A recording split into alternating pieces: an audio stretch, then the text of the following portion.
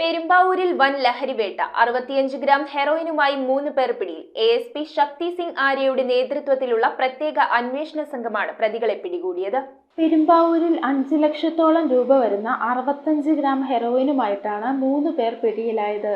ആസാം സ്വദേശികളായ അബ്ദുൾ ബാഷർ, ബിസ്മില്ല, റൂസ്തും അലി എന്നിവരാണ് പിടിയിലായത്. പ്രതികളുടെ കൈവശമുണ്ടായിരുന്ന ബാഗിൽ 6 ബോക്സുകളിലായാണ് ഹെറോയിൻ സൂക്ഷിച്ചിരുന്നത്. ആലുവയിൽ നിന്ന് ഓട്ടോറിക്ഷയിൽ പെരുമ്പാവൂരിലേക്ക് വരുന്ന വഴി തിങ്കളാഴ്ച രാത്രി നെടുന്തോട് കനാൽ ജംഗ്ഷനിൽ വെച്ച് പെരുമ്പാവൂർ ASP ശക്തി സിംഗ് ആര്യയുടെ നേതൃത്വത്തിലുള്ള പ്രത്യേക അന്വേഷണ സംഘമാണ് പ്രതികളെ പിടികൂടിയത്.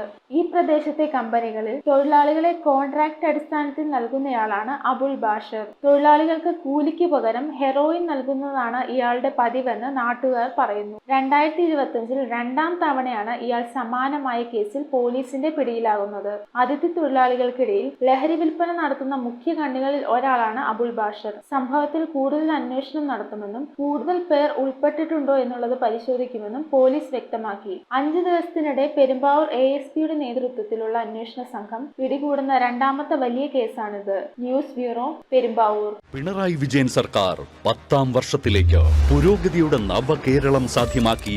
2ാം പിണറായി വിജയൻ സർക്കാരിന്റെ 4ാം വാർഷികം ഏപ്രിൽ 21 മുതൽ മെയ് 30 വരെ എന്റെ കേരളം. പിണറായി വിജയൻ സർക്കാർ 10ാം വർഷത്തിലേക്ക്.